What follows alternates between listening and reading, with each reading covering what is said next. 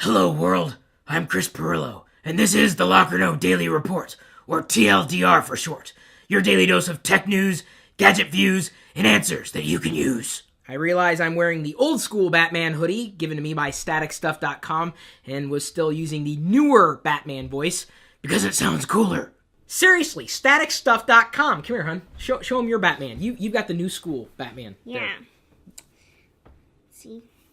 Why is the squeegee in the shot? We don't need it's not the kind of...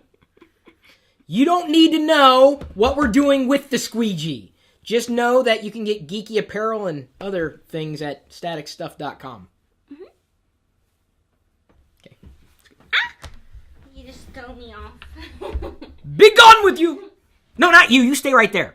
The Locker Gnome Daily Report is brought to you by GoToAssist from Citrix with all the IT support tools you need integrated into one cloud-based product. Easily log incidents and resolutions with Service Desk. Quickly troubleshoot problems with GoToAssist's remote support and set proactive alerts through GoToAssist monitoring so you're first to know about any issues. For a free 30-day trial, visit GoToAssist.com, click the Try It Free button, and use the promo code Perillo. I asked you earlier this week when I should unbox this Windows Phone 8X, and most of you said Friday. So Friday evening, live on YouTube, is when you will be able to see what's inside this box. The video link for where you can watch live is already in this video's description. See? The big news today is this, the new BlackBerry Z10. I am going to be working on getting one to unbox for you here on YouTube, even though I will be the one unboxing it. You'll be able to watch. So let's check out the specs of this sucker. 4.2-inch, 1280 by 768 display, 356 dpi, 5.13 by 26 by 0.37 inches. It's a bit bulky, but light at 138 grams.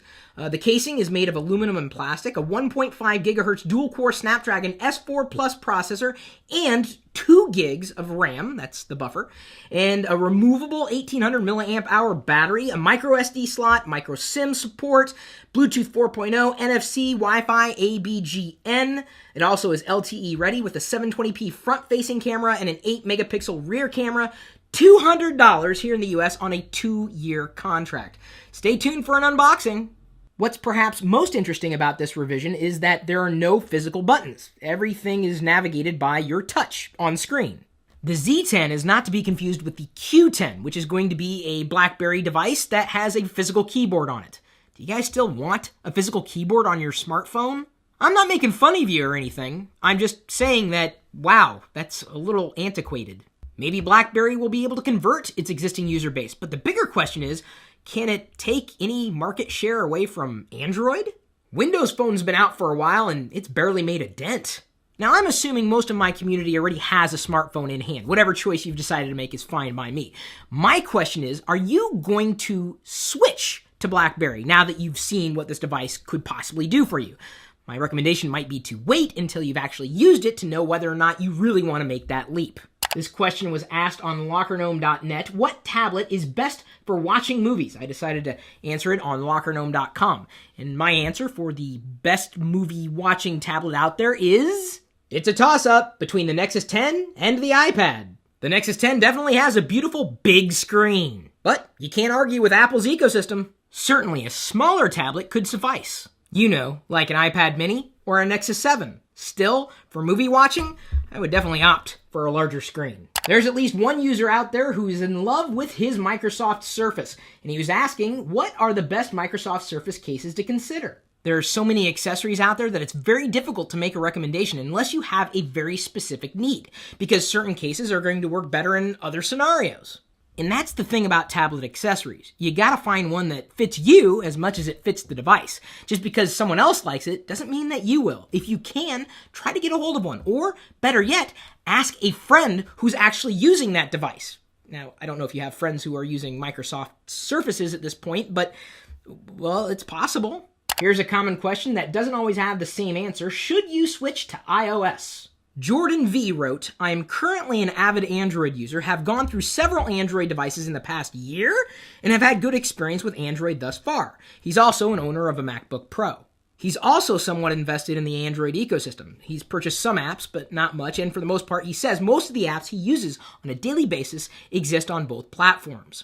It is true that Google has more software available for iOS than Apple has software available for Android. That being said, the Android experience is radically different from that of which Apple provides with iOS. Honestly, it boils down to personal taste and preference. If you can use iOS and you have no problem with everything that it has to offer in terms of how that compares to your experience with Android, well then yeah, you could switch to iOS and not have too many headaches. However, if you really like the way you can modify Android, everything that Android has to offer in general, then I say stick with Android. And if you haven't tried a Nexus 4 yet, dude, I'm telling you, this changed my perspective on Android. No matter how many new Android devices I continue to look at, I keep going back to the Nexus 4 as my go-to Android device. What's the best free FTP program out there? File Transfer Protocol? You guys still use that? At one point in time, I could only use WSFTP. It was the only client available for Windows 3.1.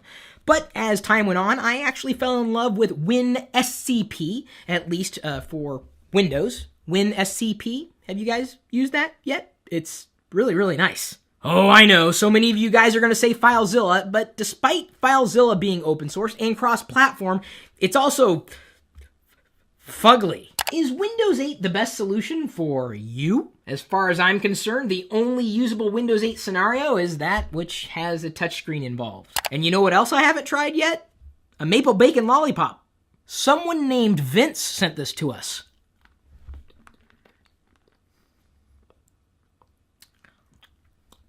Anyone want the rest?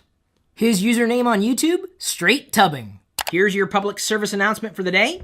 Go ahead and back the I'm Vlogging Here YouTube documentary. Diana and I put a few $100s towards it, and I hope you will too. There's only a few hours left to donate. If you're a fan of vlogging and you love Shay Carl, well, support him. He's almost there, and he needs your help. And maybe with any luck, I'll be in the documentary too. I'm assuming Shay Carl knows who I am. That's a bad assumption. Our question of the day is brought to you by GoDaddy.com. If you want to save money on your next purchase, just email me first, chris@perillo.com. I will send you my latest list of coupons. Here we go with another potential leap. Windows Phone 8. Should I make the move? Looks like this guy's an Android user, but he's deciding to make the switch. If you don't have much invested in the Android ecosystem, yeah, sure, Windows Phone 8 may be worth a shot. If most of what you do on a smartphone is browse the web and check email and maybe do a little light social networking, watching YouTube videos like these, well, then any platform would make you happy. Still, we're very appreciative that you are appreciative of the things that we're doing for you. Thanks for liking this video. Thank you for sharing it, because sharing it is more than liking it, it's loving it. So we appreciate the love that you give us so that we can give you love every day in a strictly platonic fashion. So thanks again for sharing. We'll see you later.